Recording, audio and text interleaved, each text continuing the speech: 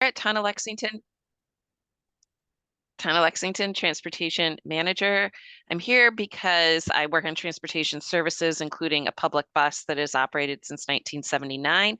I really want to see us better coordinate all the transportation services that exist. We also work to enhance them.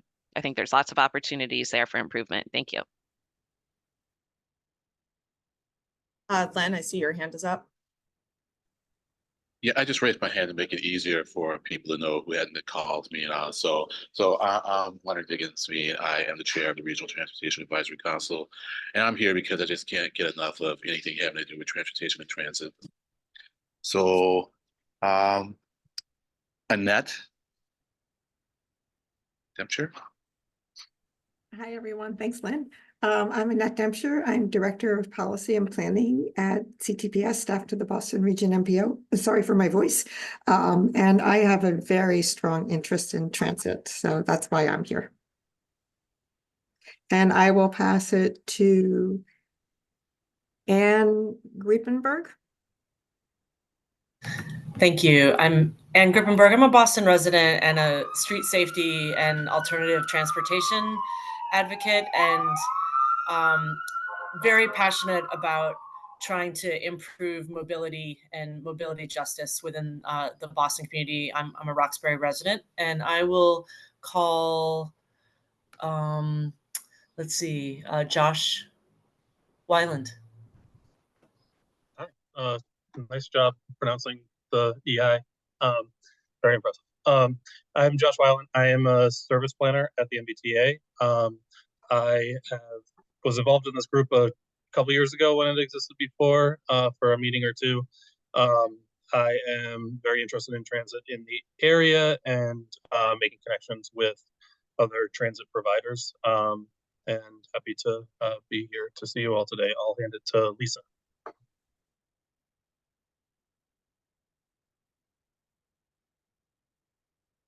If you're on, Lisa Weber. I will. I think she said she was in public, so she can't turn her camera on.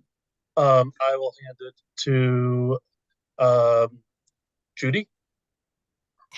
Good morning, everybody. I'm Judy Shanley. I'm the National Director of Transportation and Mobility for the National Office of Easter Seals, which is in Chicago.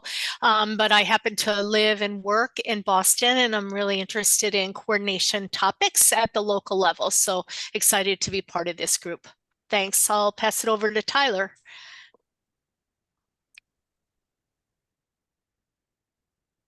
Hopefully you all can hear. My name's Tyler Tarasi, the Government Affairs Officer at the Metro West Regional Transit Authority.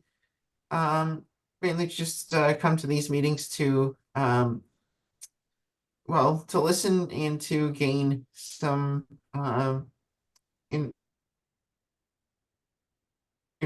information initiatives related to public transit that we might be able to use in our grant applications or things to consider doing ourselves perhaps.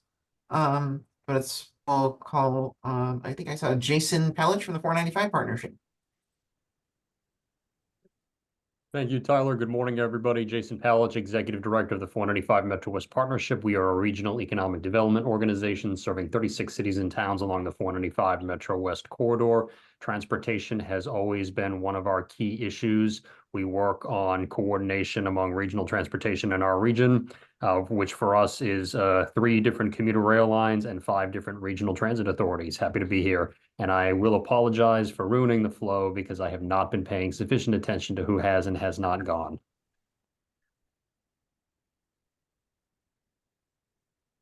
Does anybody who hasn't gone yet want to pick up? Sure. I'm Lil Hartman from the town of North Reading, and I'm here because we seek opportunities to partner with neighboring communities, transit authorities, and other entities so that we don't have to offer transportation alone as a small town.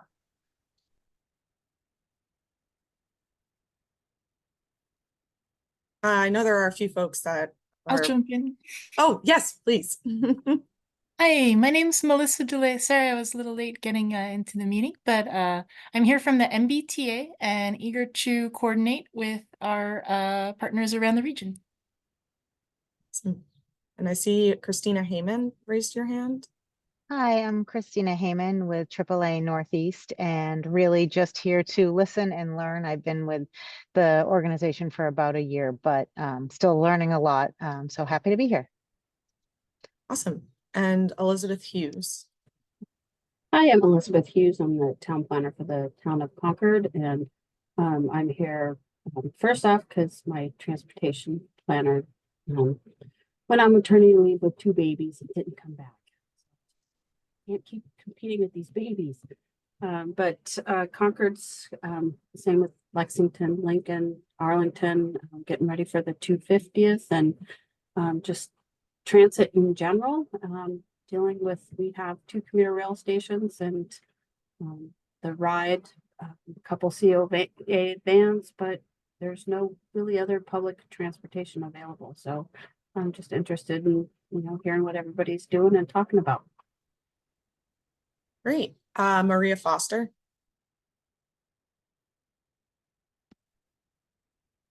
Oh, you are muted. Sorry, turn my video on. I'm Maria Foster from the Brookline Council on Aging. I manage the transportation programs and just interested in coordination efforts and also the sort of intersection of technology and transportation to enhance mobility. Great. Addie Noker. Hello, everyone. Adi Nocher, Senior Transportation Planner at the Metropolitan Area Planning Council, MAPC. We're the regional planning agency for Greater Boston, serving 101 cities and towns, and really here to listen and learn. And also just want to quickly share that, of course, we're very concerned about the state of transit funding and finance across Massachusetts and in Greater Boston, and are thinking about a series of events starting this summer that can really start to shed light on those issues, and hope many of you will join for that as well. So stay tuned for more information on that down the road. Excellent. And I will be calling on you during members items to talk more about that. David from Salem. Good morning, everyone. David Kucharski. I'm the traffic and parking director for the city of Salem. City's always interested in providing alternate modes for people to get around. We launched the Salem Skipper, which is an on-demand rideshare program in December of 2020, which has been doing very well. And just this month in May, we expanded it into Beverly and Danvers. So also looking forward to hearing what other communities are working on, as well as at the state level in terms of funding. Thanks. And Bill McNulty. Good morning, everyone. Bill McNulty, Principal Transportation Planner at Old Colony Planning Council. I'm here interested in coordination of transit issues on the southern half of the metro region, particularly between the MBTA service area and Brockton Area Transit and GATRA service areas. Awesome. And a few more. We had folks who just joined. So Jen.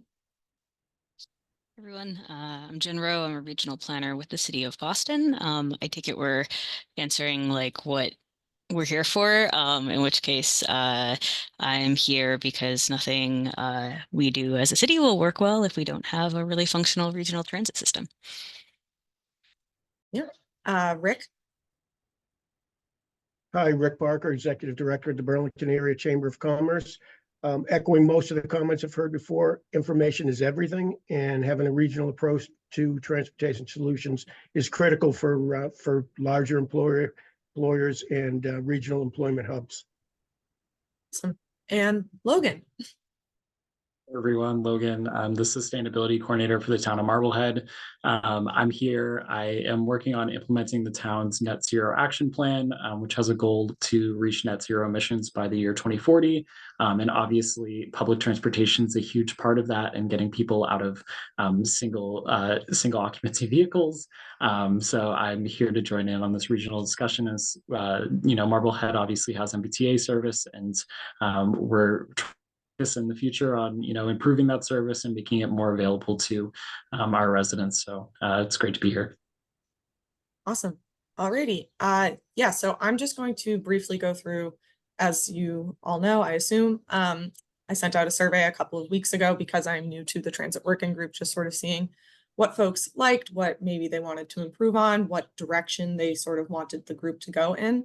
And so I'm going to go through a few of those results. I didn't go through all of them, as in like I didn't put all of them in this presentation because, as you know, a lot of them were like similar ways of or different ways of asking similar questions. So I'm just going to go through the most like pertinent ones in the interest of time, because I want to make sure that we have time to have like more of an open discussion. So yeah.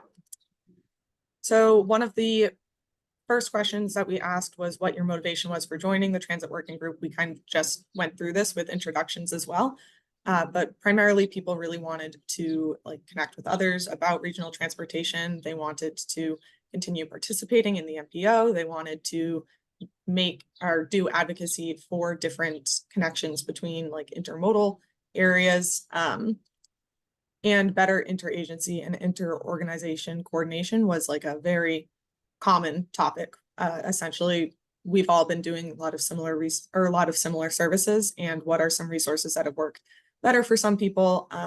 What are some resources that haven't worked as well? And how can we coordinate better to provide more transportation options across the state or across the Boston region? How has the group been helpful and what has been the most successful? So most of the answers to this essentially said that the presenters were really awesome. So that's great. And we'll definitely like keep that moving forward. That we'll have great presenters. And so the information exchanges, webinar meetings and forums, small group discussions, presentations, and specifically the Q&As got a couple of shout outs and people's answers after the presentations have been really helpful. Folks said that they've provided us with resources that have assisted with completing grant applications, learning about service delivery problems from other RTAs, and helping people stay ahead on the developments on transit priorities across the Boston region. What elements of the group could you change, or how could the group be improved? A few people said in-person working groups, so that's definitely something to think about. Of course, like in the era of the remote meeting, I know that those probably took a bit of a back burner, but we can definitely talk about like what those might look like. Similarly, people liked having more informal discussions, sort of like the coffee chat style. There were a couple answers as well that had to do with breaking into smaller groups, because 30 people in one conversation can be a bit overwhelming and a bit hard for people to like speak up or sort of have like the same string of information through like one long conversation, as opposed to just jumping around from a bunch of different topics. And a few people said that they wanted to do more problem solving type work, whether that's in small groups, whether that's in in-person meetings, but really sort of breaking down what can be done about the issues that we're talking about, and how we could coordinate with each other to sort of better address those. So this, again, sort of similar to what we've already talked about, but what do you primarily want out of your participation in transit working group? Most people said just information. Like, we don't have the time to go out and do the information searching on our own. Like, everybody's understaffed, everybody's under-resourced. We want information from like experts in the field.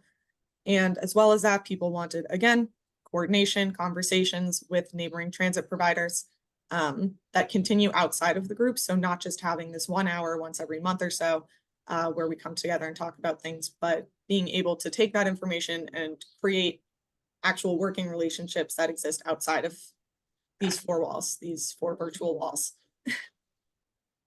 Similarly, problem-solving work sessions.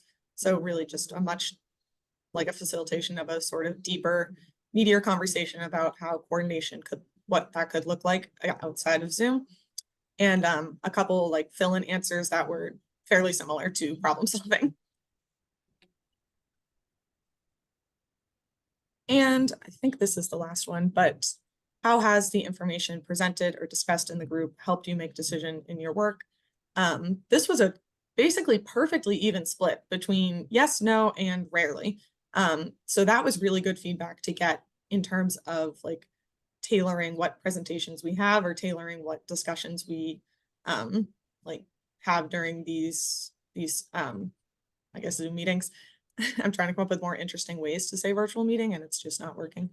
But so this was really good feedback to have, that it has been helpful. A lot of times it's been helpful once or twice, and sometimes it's just not super relevant to what people are looking for, what people are doing in their daily work. So that is, I believe, the last one, but I wanted to open up sort of like a discussion for the next 10 to 15 minutes or so about what folks thought about the survey. If I didn't choose one of your answers to be in the like sort of quotes section, if you wanted to share your answer, and sort of just what questions do you wish we had asked, really anything having to do with the survey. And Susan, I see your hand is raised. Well, thank you very much for doing this. And I am one of those people, I guess I'm in the minority, which I'm surprised to see, that really wanted to see this group help focus on actual problem solving. I have been in my position for over 5.5 years, and there's a lot of talk about enhancing transit and transportation services. There's a lot of talk and even language in grants, but that's a bit loose, about how we should coordinate transportation services. There's the Coordinated Public Transit Human Service Transportation Plan. There's all these things, yet there's no, in my opinion, no coordinated effort towards coordinating transportation, right? I mean, we have our 15 regional transit authorities, we have the MBTA, each one of those operates its own ADA paratransit. And then on top of that, we have a plethora of demand responsive services, some like David service in Salem, an on-demand microtransit, but others it's Council on Aging vans, some might be senior taxis, some might be services just for workforce. I mean, there's Executive Office of Health and Human Service Transportation. There's been efforts in the past, at least with a demand responsive transportation, to try to coordinate that. It's my understanding Executive Order 530 back in like 2011, 12 was meant to help coordinate that. And then those efforts fell off. I thought at the very least, this group could at least look at fixed route transportation, better coordinating that. Many of us are on the fringe of transit authority services or are near RTA services, but not quite. We have gaps, we have duplication, and then we have, so anyway, so I was really hoping we could focus on coordinating and really trying to move forward the visions and plans that come out. It's really tough when you're just trying to enhance transportation as a municipality. And I speak to so many people that are trying to launch their own transportation services. Medford calling me because they want to start something like L'Express, Randolph, and so forth. Like, where is a larger, I realize you're not a statewide organization, but I feel like as a regional planning organization, how can we at least coordinate regionally? And personally, I'd also like to see us coordinate things across the state. Thank you.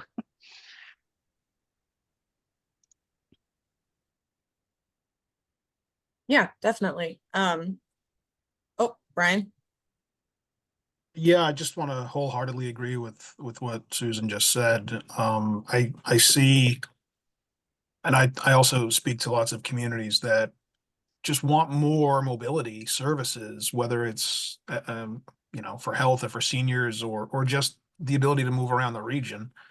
The T, unfortunately, because of its financial challenges, has not been able to expand bus service, and in many cases is decreasing bus service in what we're referring to as fringe communities. Bus network redesign is going to cut service to some communities. It's further out from the core, and that's a problem. So I wish we could rely on the T to do more. That's sort of what I guess would be the hope.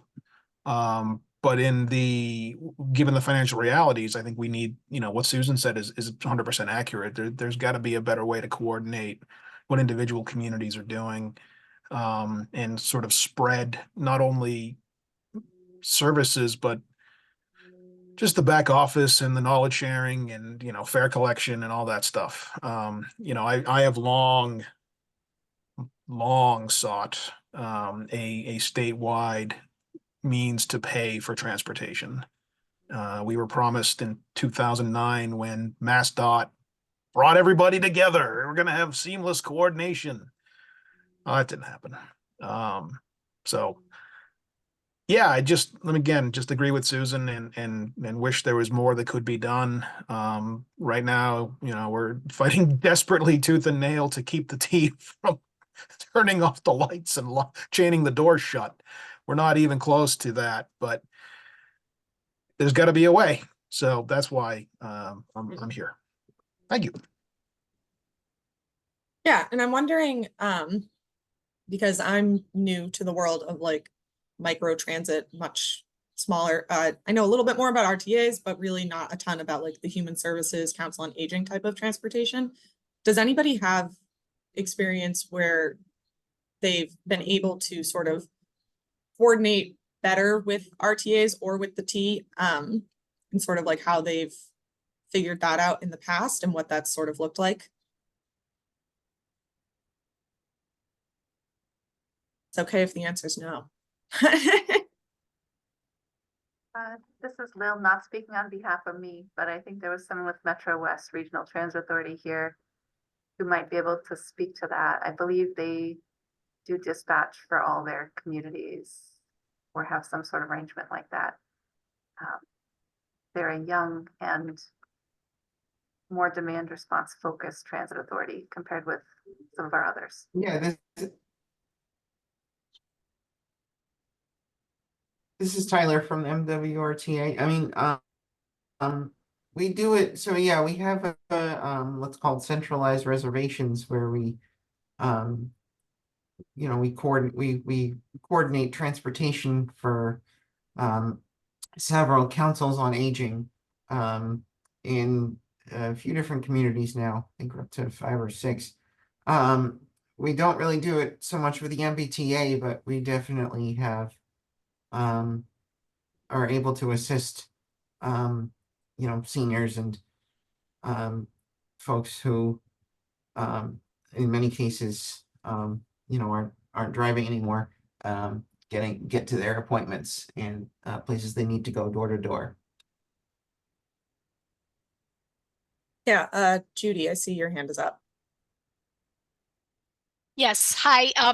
I work at the national level and get to see what other states are doing. And I'm always trying to think, how do I bring what I know nationally is going on to Massachusetts? And I think one of the things that I see nationally, not just Massachusetts, is that there needs to be teeth in the Human Service Coordinated Transportation Plan.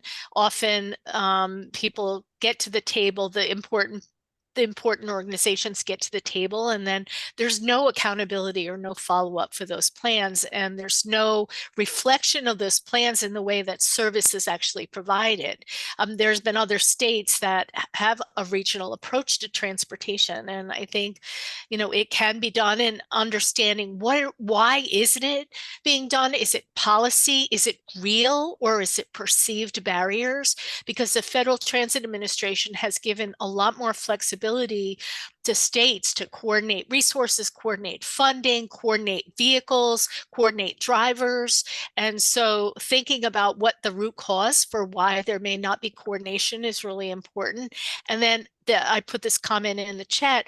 The other thing is, are there organizations that should be at the table that can contribute to this effort, like healthcare providers, employers, business networks, all of those entities that know that transportation is truly important to the services that they provide, but for whatever reason, they're not thinking they have a stake in the game. And so trying to engage those audiences and actually supporting transportation would be important. Thanks. Yeah, and I'd love to hear more, maybe not right now, or right now, more about like sort of what you've seen in other states in terms of like what the teeth in human services plans look like, because that's really interesting and I would like to learn more. But I also see that, Susan, you have your hand up. Thanks, and always feel free to call on other people because I could talk a lot.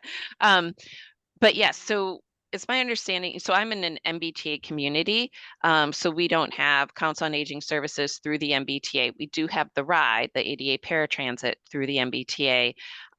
It's my understanding that many of the other RTAs do help coordinate. Council on Aging services may actually even acquire the vans for those municipalities to run those services.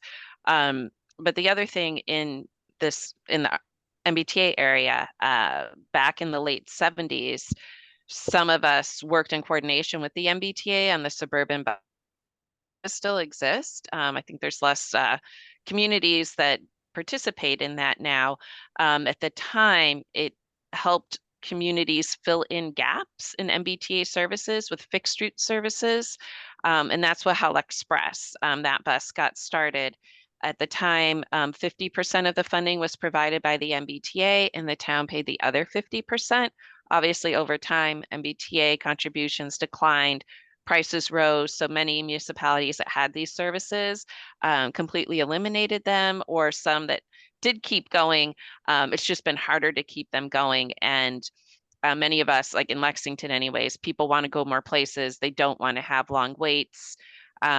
So anyways, but that's how that got started. Thank you. Brian. And again, like Susan said, if other people want to talk, ignore me, because like her, I can talk about this for days. So one suggestion, Abby, if I may, the way that all of this is paid for is fascinating and incredibly complicated, and not something that I've been able to really untangle in the years that I've been looking at this. So something that might be really helpful is an explainer on sort of how the RTAs do either paratransit or coordination, or how they get paid for their services. You could do the same on the T very briefly. There's lots of people that could talk about that. And then if there's a way to discuss how human service transportation sort of gets paid for or coordinated, it might help spark ways to find those areas for more coordination. Because it's at that payment level where it gets really complicated, and that's really where you'd have to figure out how to insert new things. Anyway, thank you. Yeah, definitely. And personally, like anybody who's from the MPO on this call knows that I am incredibly interested in how transportation gets paid for. So that's something that I would really like to learn about as well.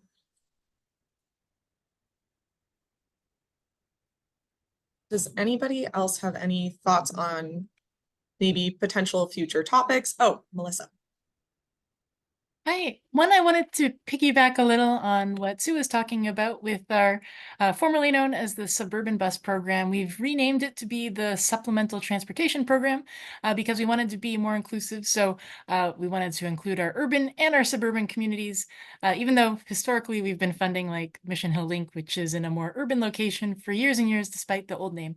But that was one change. And then the other change with our most recent procurement is that we expanded it to include not just route services, but we introduced subsidies for on-demand services. So I know Salem's in the room and is one of the new participants from the most recent with an on-demand service. So we're super excited to see that our contribution is starting later this summer with the new fiscal year, but as I understand, that service is already running. So excited to see some new participants in the fold. And then just in terms of future work, I would love to hear more about I know I was seeing some press recently with some of the innovation grants from Mass DOT and trying to hear more about those startup services that are on the horizon. Last mile connections and some of the other things that RTAs are also going to be doing besides MBTA and some of our member municipalities. Yeah, that's awesome. I'm also curious. So I know somebody answered in the survey, I'm forgetting who, that the information here did help them with like completing a grant, and that's awesome. But I'm also wondering in terms of ongoing financing. So the grants are awesome for starting a pilot program or for the first like few years of seed funding or acquiring like capital needs like a new van. But I'm wondering how folks have found like more sustainable revenue models for getting past those pilot programs or getting past those few first initial years. If folks are interested in talking about that. Say one existing mechanism, if you're not serviced by MBTA fixed route, you have a cherry sheet amount that goes to the MBTA whether you're served or not, and towns are able to opt into an RTA. For 5 years, North Reading was able to sort of divert that cherry sheet money into a service for what our residents needed. And it was money that the town was never going to have anyway. That's what the current state funding looks like. And I imagine the state funding task force will probably need to reconfigure how that all works, because we take funding away from the MBTA when we do that to get some kind of service in our community, but it's a big chunk of money for us.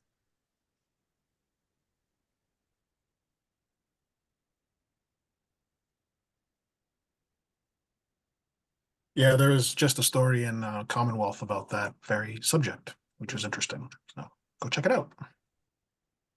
We had some quotes from one Mr. Brian Kane, as I recall, talking about, was it Fall River, New Bedford, I think was the context. So yeah, definitely. It's a slow news day when they call me, Melissa.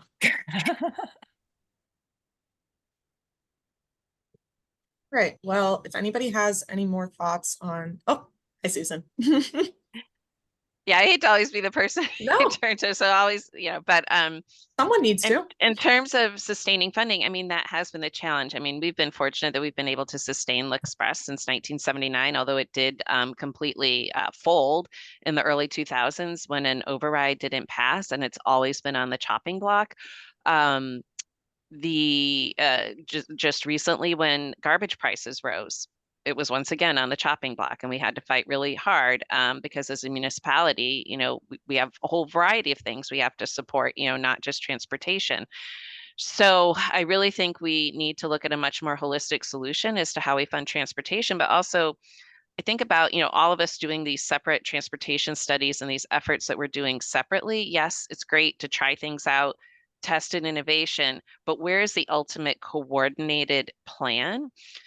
I've been talking to folks at MassDOT. I think anytime, a town or a region does a transportation study, it should just be collected and that should be reviewed. I mean, there should be a clearinghouse for that, not everything done independently.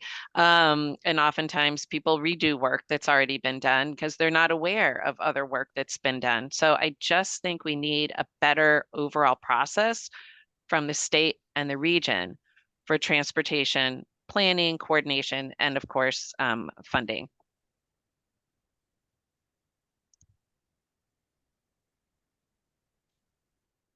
Yeah. All right, awesome.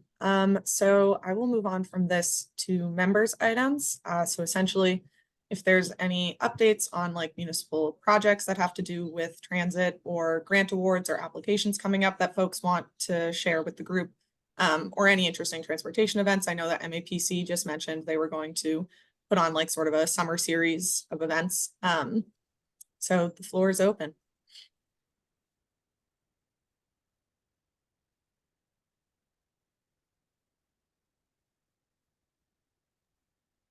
If we have none, that's all right as well. I'm reviewing the T's operating budget. It's very exciting. If anybody wants to come and talk about that, I'd be delighted to have someone besides me in my basement talking about it. Judy?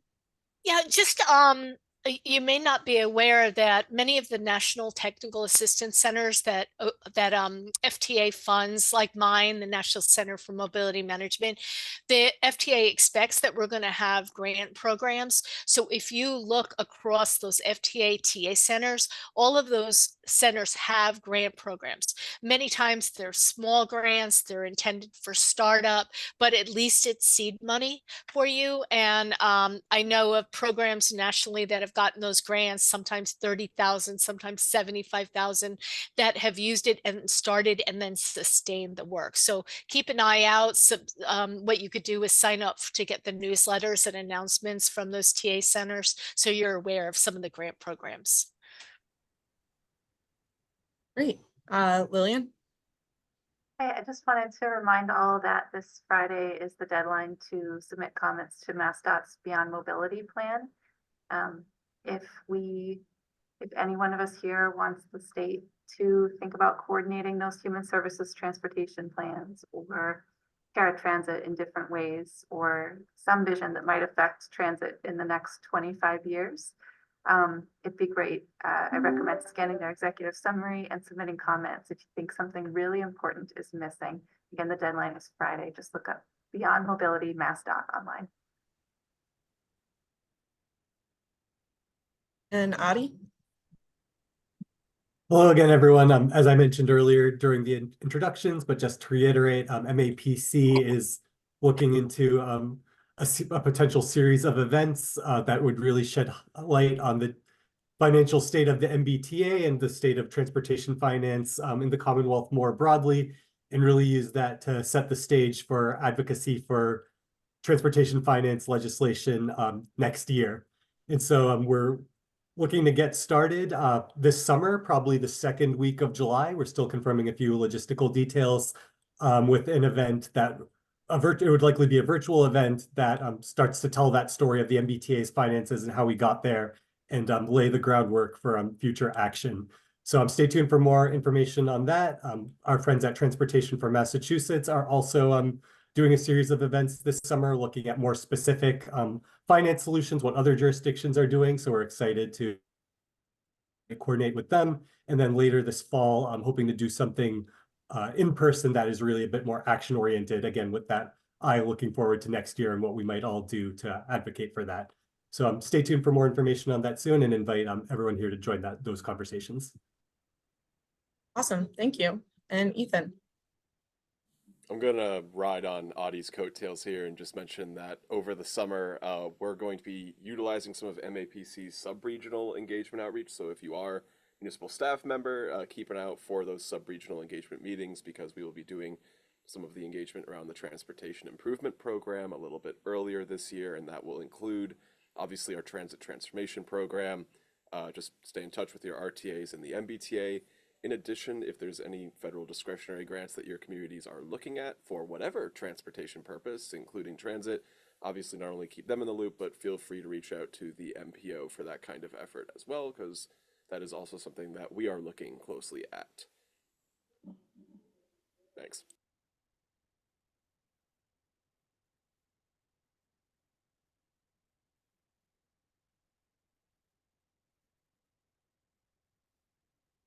Oh, sorry, I was muted. Susan, I don't know if you meant to have yeah, there we go. Oh, yeah. So just an update. So I'm part of a number of transportation groups, one of which is kind of informal, and we call ourselves Friends of the Fringe because we're on the fringe of MBTA and or RTA services. And we've been getting together usually monthly. We're a mix of people from municipalities, but also we have someone from the Bedford VA, really interested in enhancing and coordinating transportation services. Some of our folks are having to cross over multiple transit agencies just to get somewhere, so it becomes really complicated. We have reached out to a number of folks that we are hoping will meet with us. Brian, I'm waiting on an email from you, and some others. Thank you, Abby, that we hope we can work together to kind of just again coordinate and fill these gaps, see if there's a better way to go about transportation coordination, fill the gaps, be aware of the duplications, the near misses, and so forth. So we really hope we can make a difference. And if anyone is interested in that, let me know. Thank you. Do you want to put your email in the chat? I'll put my email, yeah. Okay. Great. Anyone else before we move on? Alrighty. So just to wrap up and for next steps, one thing, just like a question to think about in the next few weeks before our before our next meeting. If this is a loaded question, but if you could sort of wave a magic wand and make one capital and or one operational improvement in the services you provide, like what would that be? Of course, that I know nothing happens in a vacuum. There's like procurement issues, there's labor issues, labor affects money and money affects everything and X, Y, and Z. But if you could somehow isolate one singular aspect of your service that you would like to improve or change, sort of what would that look like? Just something to think about over the coming weeks before our next meeting. At that next meeting, I think smaller group discussions, maybe breaking out into groups of like 6 or 7 as opposed to one 30-person group, to sort of discuss what the group is looking for long term, beyond just like the next month or the next couple of months. Like, what do we want next spring to look like? And if anybody has any like updates that they would want to present on, please let me know. And with that, if folks want to talk about any of these things for a second, awesome. And if not, we can adjourn.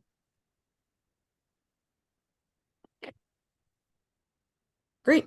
Alrighty. Well, thank you all for coming. And again, sorry for the little mess up in the beginning. There will no longer be a passcode. I will figure that out. And I will see you all in late June. Thanks. Thank you. Thank you.